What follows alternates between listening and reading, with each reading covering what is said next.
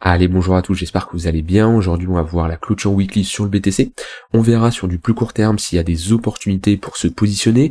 On fera une analyse de l'order flow. On verra sur Ether également s'il y a des opportunités, surtout qu'il y a une news qui est tombée qui va être très intéressante à surveiller dans les prochaines semaines. Et j'ai noté 3 altcoins où je ferai tout simplement une analyse technique long terme dessus. Alors demain, sache que je vais te présenter gratuitement une méthode d'analyse technique qui m'a permis d'améliorer mon trading et je vais te montrer comment toi, de ton côté, tu vas pouvoir l'utiliser. Peut-être qu'aujourd'hui tu n'as pas de méthode ou peut-être alors tu en as une mais tu n'es pas satisfait du résultat qu'elle te donne. Dans tous les cas, je pense que si tu regardes mes vidéos de manière quotidienne et que tu es ici actuellement, c'est pour améliorer ton trading, devenir rentable et faire du profit. Alors l'approche que je vais te présenter peut clairement te permettre d'améliorer ton trading.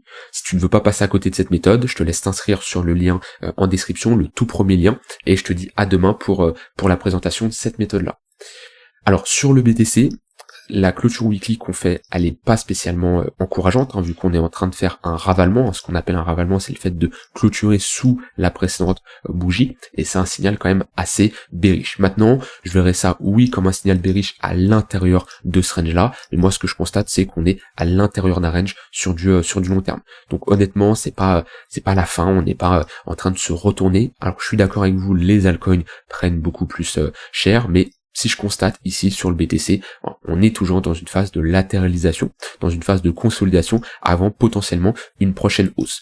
Donc voilà, sur du weekly, oui, ça reste une clôture qui n'est pas incroyable. Maintenant, c'est important de dézoomer, de prendre du recul, d'accord, et on est à l'intérieur d'un range pour le moment.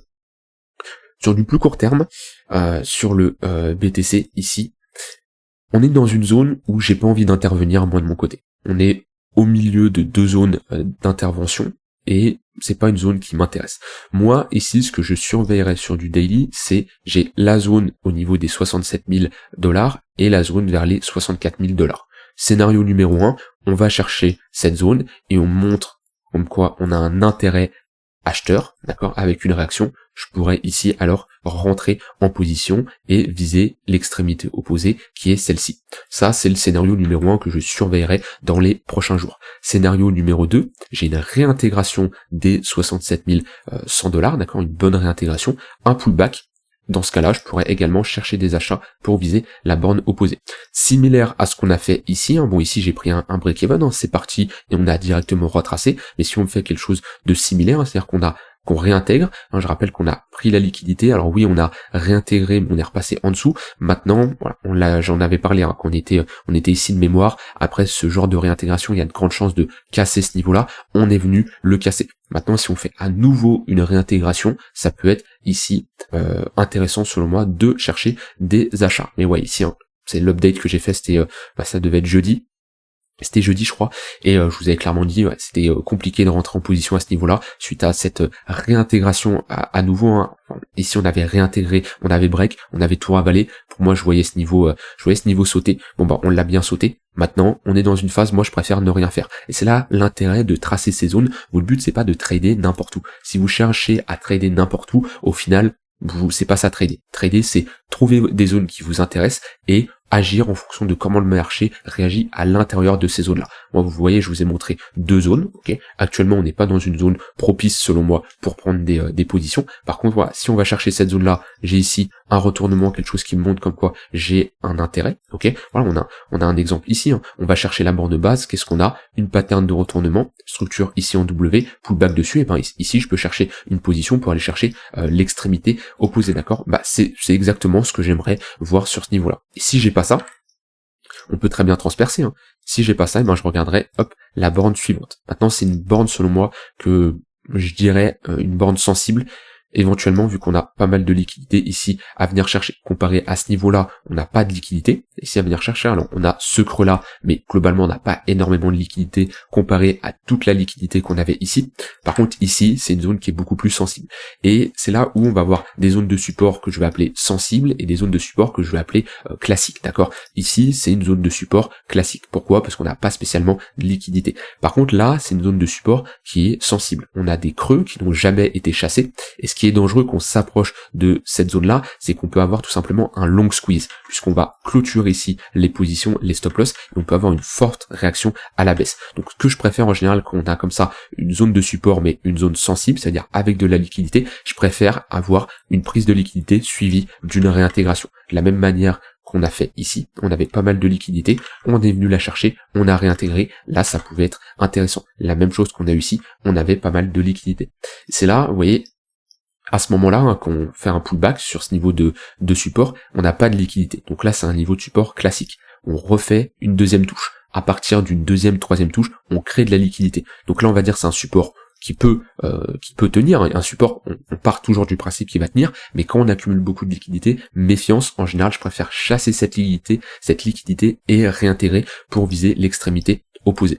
Donc c'est globalement moi ce que je surveillerais ici, en tout cas sur BTC. Vous voyez, on a plusieurs zones et étape par étape. On voit en fonction de comment le marché réagit auprès de chaque zone et on s'adapte en conséquence. Si je mets des moyennes mobiles, globalement sur du court terme, c'est plutôt bearish. Le 15 minutes qui fait office de résistance, le 1 heure qui va cross à la baisse le 4 heures, ça fait un moment qu'on ne l'avait pas cross à la baisse. La dernière fois c'était ici, donc on voit qu'on a quand même un signal là assez bearish sur le momentum, puisqu'on a un 1 heure qui va cross le 4 heures à la baisse. Pour le moment, tant que ce 15 minutes fait office de résistance, sur du court terme en tout cas, on n'a aucun signal de retournement. Donc là, dans ceux qui font de l'intraday, je chercherais plutôt des shorts. C'est là l'importance de différencier le swing trading et l'intraday. En swing ici, il n'y a rien à faire. Par contre, si je zoome sur les unités de temps inférieures, en intraday ici, je chercherais clairement à prendre des shorts, vu que la dynamique est clairement baissière. On voit les sommets sont ici, hop, de plus en plus bas. Ici on a break, on galère à réintégrer ce niveau-là, on a d'ailleurs une bonne confluence entre le bas de ce niveau-là avec le tunnel 15 minutes. Pour le moment, on peut privilégier en tout cas des shorts pour jouer la continuation de notre tendance. Dans tous les cas, on voit que sur le BTC, moi j'ai un peu moins d'opportunités. En fait, le BTC il fonctionne par phase et moi je me rends compte que je fonctionne également par phase. On va avoir des phases très intéressantes où il va y avoir un fort momentum, une grosse hype et une grosse tendance. Et là, il va y avoir des opportunités, que ça soit sur de l'intraday, que ça soit sur du swing, d'accord, ce genre de phase de marché. Moi, sur de l'intraday, je me dis clairement, je me régale parce qu'il y a des opportunités. Alors attention, quand je dis je me régale, c'est pas ça y est, c'est tout beau, c'est tout rose, j'ai 100% de réussite sur 100 trades. Absolument pas. Quand je dis je me régale, c'est que je vais avoir beaucoup d'opportunités. Et c'est là où faut être présent, faut travailler, faut charbonner le marché, et il va y avoir des opportunités. Ensuite, il va y avoir des phases de pause, où le marché va pas faire grand chose. Or là, on peut s'intéresser aux altcoins. C'est les altcoins qui vont essayer de surperformer le BTC, donc ça dépend de certaines altcoins, d'accord. Le but c'est de se positionner sur les altcoins qui sont fortes, les altcoins qui dominent bien, et là on va pouvoir faire de la continuation de tendance là-dessus. Et il va y avoir des phases où le marché ne va pas faire grand chose, va être en baisse, et c'est là où moi, de mon côté, je vais être moins actif d'un point de vue trading. C'est pas pour ça que je vais rien faire, c'est pas pour ça que je ne vais plus regarder les charts et je vais avoir pas du tout d'opportunités, je vais en avoir mais beaucoup moins. Mais dans ce genre de configuration, je vais plus me concentrer sur mes investissements long terme, je vais me renseigner sur certains projets, je vais analyser certaines cryptos. Voilà, je vais plus me concentrer sur du long terme et moins être actif d'un point de vue trading. Et je remarque, c'est comme ça que je fonctionne. Ça fait plusieurs mois, depuis tout 2023, on a un gros pump. Sur l'intraday, il y a des opportunités, on y va, et ensuite quand on a des retracements, on continue à analyser le marché, mais différemment. À côté, je vais prendre moins de temps sur mon côté trading, et je vais me concentrer plutôt sur le côté investissement. Parce qu'également, on a des retracements sur des altcoins, et ça redevient clairement intéressant. C'est comme ça que je fonctionne, je dis pas que c'est comme ça que vous devez fonctionner, mais j'estime, lorsqu'on a des phases comme ça où le marché est beaucoup moins intéressant, et ben profitez-en pour vous former, pour développer des compétences, voilà, ça c'est à vous de voir en fonction de vos objectifs, mais c'est dans ce genre de configuration que je vous conseille de vous former. Quand je prends ici le dernier cycle, c'est pas à ce moment-là que vous allez commencer à vous former sur le trading, sur les cryptos, etc. Alors oui, c'est beaucoup là où la majorité des gens le font parce que c'est à ce moment-là qu'ils arrivent, mais techniquement, c'est dans un bear market comme ça que vous allez vous renseigner sur des projets, vous former, etc. C'est pas qu'on fait un nouvel attache que vous dites, ah bah tiens, je vais commencer à me former sur ça. Bon, en général, vaut mieux de travailler avant qu'un marché pomme que quand il est en phase de hausse. Donc c'est pareil, hein, là je suis en weekly, mais si je réduis sur du daily, c'est exactement la même chose. Donc pour moi ici, on est dans le genre de configuration, en tout cas de mon côté. Ça c'est pour BTC. Alors au niveau des spreads, si je dis pas de bêtises, on retrouve des spreads négatifs. Ouais, on a à nouveau des spreads négatifs. Ça fait un moment que ça avait pas eu lieu, hein. C'était il y a un mois. La dernière fois, c'était le 17 mai. Le 17 mai, on était où sur le BTC? Juste avant le pump. C'était globalement à ce niveau-là. Et le marché fonctionne à peu près de la même manière. Alors, les spreads, c'est quoi pour ceux qui ne savent pas? Ça va être la différence, ça va être l'écart qu'il va y avoir entre les contrats perpétuels et le contrat spot. Et ça va nous permettre de différencier s'il y a du FOMO, s'il y a de l'euphorie sur le marché. Donc on prend tout simplement la paire BTC USDT.P pour le contrat perpétuel, et ici je prends Binance, et je soustrais par le contrat spot. Si on a un prix qui est positif ici, ça nous indique que le contrat perpétuel est supérieur au prix du contrat spot, ce qui nous indique qu'il y a de l'euphorie, que la plupart des gens ils vont plutôt acheter sur le contrat perpétuel que sur le contrat spot, d'accord? Ça nous indique globalement qu'on a un marché qui est optimiste. Et à l'inverse, qu'on a un spread qui est négatif, ça nous indique que là, le contrat perpétuel est inférieur au contrat spot. Et souvent, lorsqu'on a ici des grosses poussées, on a un marché qui est clairement euphorique, et quand on a des grosses baisses, donc là je suis sur BTC Ether, hein, mais globalement, ça nous indique que on a un marché qui capitule. Et on voit que souvent, les tops de marché se font avec un spread fortement positif, et un spread négatif nous indique un bottom. On voit que voilà, la période du fin avril, ici début mai, qui était globalement cette période, hein, fin avril, début mai, on voit que on avait un spread qui était à ce niveau-là négatif, et voilà, c'est là où on a posé un bottom. Et on voit que là, on repart sur des spreads négatifs, donc c'est clairement plutôt encourageant. Ça c'est au niveau du spread. Au niveau de l'order flow, on n'a pas spécialement de grosses liquidations. C'est beaucoup. On voit que les liquidations sont moins importantes qu'auparavant. On a un open interest qui ne baisse pas spécialement. Par contre, on voit qu'on a un funding qui est globalement négatif. Donc on n'a pas liquidé énormément de monde selon moi sur les dernières baisses qu'on a eu. On a eu surtout un mouvement brutal sur les altcoins. On n'a pas eu une grosse baisse sur le BTC.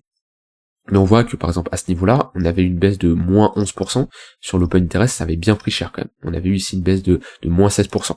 Que là, sur ces dernières baisses, il y a eu pas une baisse importante, en tout cas sur l'open interest, et on voit que, si je regarde là les liquidations, on est dans une phase de contraction, on le voit bien.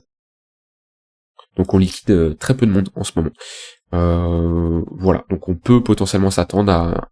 Alors je vais pas anticiper un mouvement brusque, mais peut-être que les prochains mouvements seront beaucoup plus importants, avec beaucoup plus de liquidation sur le BTC. BTC c'est bon, on va parler d'Ether. Alors Ether c'est assez intéressant, puisqu'il réagit plutôt bien ces derniers jours. Pourquoi? On a tout simplement, d'après Bloomberg, on pourrait avoir des ETF Ethereum Spot qui seraient acceptés pour début juillet. Je crois que la date c'est le 2 juillet, donc ça arrive dans 2 semaines. C'est assez encourageant si c'est vraiment le cas, parce que pour moi, j'en avais parlé, hein, mais on avait la même phase que le BTC, ce qui nous a fait, c'est-à-dire que là, la rumeur comme quand on a un ETF, ici, on a le lancement des ETF, en tout cas la validation des ETF, et là, on a le sell the news, suivi ensuite, après, de la validité, hein, c'est-à-dire que les ETF encore sur Ether, ils sont pas déployés, on n'a pas d'inflow des institutions, et je pense qu'il manque cette date pour avoir un pump, et techniquement BTC nous a fait quelque chose d'assez similaire. On voit bien que on a eu ici, hop, la rumeur, on a eu par là l'acceptation, alors j'ai plus la date de l'acceptation, c'était le 7 janvier, non c'était le 10 je crois, ouais c'était le 10 janvier, c'était par là. On a ici ensuite l'acceptation, on a le sell the news, et ensuite les inflows qui arrivent avec une grosse poussée. La charte ressemble, alors c'est beaucoup plus important les mouvements sur BTC que sur Ether, mais globalement je trouve que c'est assez similaire. On voit que on a un petit sell the news depuis qu'on a eu le lancement de l'ETF qui était ici, hein, mercredi, c'était jeudi 23 mai. Et depuis on est sur un moins 12%. Je pense que Ether ça reste un très bon investissement sur le long terme, surtout que la charte ETH-BTC c'est pas mal. C'est pas mal, je voulais une réaction sur cette zone, pour le moment je suis en train de l'avoir, et on a ici cette réintégration et ce pullback sur ce bas de niveau, donc c'est plutôt encourageant. On a également un niveau assez important ici. Pareil, si on repasse au-dessus de ce niveau-là, on break cette trendline, ça serait plutôt pas mal. Si on commence à s'affranchir de ces précédents sommets, on est toujours, techniquement, même si on a un signal assez intéressant avec cette réintégration, une bougie bien impulsive ici, pour le moment, on est toujours dans une dynamique baissière avec des creux et des sommets de plus en plus bas. Par contre, si on commence à marquer un creux plus haut que le précédent et break ce sommet-là, en breakant cette trendline, alors c'est une trendline, voilà, vous savez, hein, ceux qui me connaissent, je suis pas un fan des trendlines et je trace pas grand-chose en général, mais on voit que globalement on a cette ligne de tendance qui nous montre cette dynamique qui est baissière. Donc ça serait plutôt pas mal et on pourrait poser un bottom sur ETH BTC. Et qui dit ici une déviation à la baisse suivie d'une réintégration, ça nous dit grande chance d'aller chercher l'extrémité opposée. Donc ça nous donnerait ici un ETH BTC aux alentours des 0,076, ce qui nous donnerait un Ether vaudrait 7,6% d'un BTC. Si on commence à break le niveau le plus haut, là on serait sur les 0,0 presque 0,09, ce qui voudrait dire que un Ether est égal à 9% d'un BTC. Donc si on a un BTC à 100 000 $, on a un Ether ici à 9 000 $. Sinon sur du plus court terme, Ether, on va check ça. Hop. Plus intéressant que le BTC, puisqu'il a break son tunnel 15 minutes, on voit qu'il a fait ici la réintégration de ce niveau-là. En général classique, quand on réintègre, la première chose qu'on fait, c'est d'aller chercher l'extrémité opposée, chose qu'on a fait ici, et on se retrouve au niveau du tunnel 1 heure. On est dans une bonne zone pour potentiellement chercher des shorts si on a la pattern de retournement qui nous le permet, parce qu'on est quand même dans une bonne zone de localisation. Par contre, si on commence à s'affranchir de ce niveau-là, on pourrait revenir chercher, hop, cette zone-là aux alentours des 3660 $. Donc pour le moment, là, sur les dernières heures, même sur la séance de vendredi, Ether est beaucoup plus bullish que le BTC. Voilà pour BTC Ether. Alors j'avais noté 3 altcoins. J'avais Pond. Alors je ne connais pas spécialement le fondat de ces altcoins, mais on va faire quand même une analyse technique. Alors Pond, ok, c'est assez intéressant. On a quand même fait une accumulation pendant 2 ans, c'est une charte qui ressemble un peu à la charte de Chainlink. On a break ce niveau par le haut. Là, on est clairement sur une pattern de retournement en mensuel, voire trimestriel. D'accord? Donc, on a un gros niveau aux alentours des 0,014. C'est un niveau vraiment important. On voit qu'on a eu le pullback, on a eu le départ, et on a eu nos 3 phases de hausse, ici 1, 2, 3, en général après 3 phases on a un affaiblissement, on peut s'attendre à un retracement, et on est revenu chercher ici le précédent creux, on est dans le tunnel daily, donc déjà on est sur une bonne zone de localisation pour potentiellement avoir un rebond et une continuation de notre hausse. En tout cas déjà je serai pas dans une zone où je chercherai des shorts, absolument pas, et si j'ai une pattern de retournement, un signal assez agressif, donc soit agressif dans le sens où on a un ravalement, soit un peu moins agressif, donc ce que j'aimerais ça serait une pattern ici en W, et ben je pourrais clairement, pourquoi pas, me positionner pour viser au moins, hop, revenir chercher nos 0,118 ici. Tac, hop, ouais, chercher nos 0,118. Maintenant, si ce niveau ne tient pas, on a un gros niveau aux alentours des 0,014, c'est tout simplement notre haut de range. Pour moi, ce genre d'accumulation qu'on a fait, c'est un niveau qui doit tenir. Alors c'est pas sûr à 100% qu'il va tenir, mais techniquement une accumulation de 2 ans, il y a peu de chances qu'on la transperce d'un coup comme ça. C'est un niveau qui sera automatiquement défendu. Donc voilà les 2 gros niveaux sur Pond. Ensuite j'ai pire. Hop. Bah Pierre, c'est un peu pareil que Pond, sauf qu'on se retrouve ici sur notre zone d'accumulation. Globalement, on avait ici notre range, hop, et on voit que on se resitue au niveau de la précédente value area high, ici, on a break, et pour moi on consolide autour de ce niveau-là. Par contre, alors je vais affiner ma zone, globalement on a cette zone-là qui doit absolument être défendue, puisque techniquement, quand on est comme ça dans un range, on break le range à la hausse. Si on réintègre ce range-là, on a quand même de grandes chances d'aller chercher l'extrémité opposée. Donc c'est un niveau qui doit absolument faire office de support. Par contre, voilà, si on a une réintégration, on se fait rejeter à nouveau. La prochaine zone, c'est l'extrémité opposée. Donc c'est un niveau de support. Maintenant, on voit qu'on a eu quand même un dump beaucoup plus agressif que Pond juste avant, moins 60%. Et on est repassé sous le tunnel daily. Mais si on commence à avoir sur ce niveau de support une pattern qui nous montre comme quoi on a une réaction, voilà, ici il y avait un signal assez agressif, hein, mais ce genre de ravalement, c'est toujours encourageant, on ravale la précédente bougie, voilà, c'est pas mal. D'ailleurs cette charte là, ça me fait penser fortement à cette zone-là. Là. Hop, ça me fait penser à quoi? On va aller la voir. Hop, ça me fait penser à BTC ici. Je sais pas pourquoi, je vais pas dire que j'ai eu un flash, mais cette zone d'accumulation. Globalement, c'est assez similaire. On a ici la prise de liquidité à ce niveau-là, la réintégration. On a la même chose ici, suivi là du ravalement, avec ici, j'étais ici, avec sur BTC, le ravalement, et notre tendance haussière. Bon, la différence c'est que là après, on a beaucoup plus ravalé. Mais on voit qu'il y a eu ici une pattern d'accumulation, on est revenu quand même chercher ce niveau-là. Donc ouais, on est sur un niveau de support intéressant. Maintenant, ce qui nous manque, c'est la réaction acheteuse, similaire à ce qu'on a eu ici. Et l'autre crypto, c'était XS. C'est une crypto qui me parle. Je pense que je m'étais déjà positionné à l'époque. Ouais, ça c'est une charte qui me parle. Alors, je vais aller check ça, par curiosité. Je vais aller check ça ici. Ouais, je m'étais positionné à l'époque, et j'avais pris un x2, un x4, un x8. Voilà, elle est très bien performée. C'est là l'importance de mettre des TP à l'avance sur des altcoins, parce qu'on voit qu'on peut, en une semaine là, faire un x6, peut-être même en une journée, je me rappelle plus. Ouais, en 2 jours là. En 2 jours on fait un x6, sauf que un x8 même. Ouais, un x8. Et juste après on fait un moins 78%. C'est là l'importance comme ça sur des altcoins à faible capitalisation, mettez des TP à l'avance. Vous n'aurez jamais la pattern de top, le signal qui vous montre que c'est le top. Ne cherchez pas ça, c'est une connerie. Mettez des ordres sur la montée. Alors, où est-ce qu'on se trouve? Alors, ok. On a quand même fait une grosse pattern là de retournement en monthly. Maintenant, j'aime pas ces patterns à forte amplitude, c'est toujours compliqué de se positionner. Je préfère me positionner sur des petites structures en W. Malheureusement, on n'en a pas spécialement eu, enfin on en a une petite ici en close line, mais on a méché en dessous. Si je mets un Fibo, on se retrouve où? 0,786. On est sur un niveau de support assez important quand même, hein, parce qu'on est sur la ligne de coup de cette structure en W, on est sur les 0,786, on voit que c'est un niveau qui faisait office de résistance, on a break, on a eu le pullback dessus, support. Donc d'un point de vue localisation, oui c'est une bonne zone.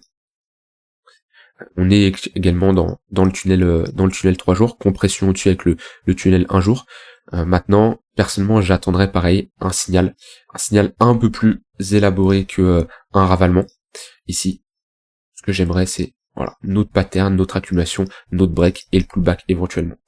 Et ceux qui veulent vraiment patienter et avoir un signal un peu plus intéressant, un break de ce niveau-là, on aurait ici pareil une pattern en W, et ça serait, alors vous avez un niveau de prix beaucoup plus haut, mais vous aurez plus de chances ici de vous positionner avec une bonne pattern qui nous inverserait cette petite dynamique baissière qu'on a mis en place en daily weekly. On a quand même une correction assez importante, et d'avoir un prolongement de notre dynamique. On repasserait au-dessus du tunnel daily, éventuellement on ferait un pullback dedans, et ouais, ça serait plutôt pas mal pour la suite. Voilà, rien d'autre à ajouter. On a vu ces 3 altcoins, on a vu BTC, Ether. Comme je dis, moins d'opportunités. Attention à ne pas prendre trop de risques, hein, en se disant, en étant frustré qu'on ait moins d'opportunités. Ça fait partie du trading, faut être patient.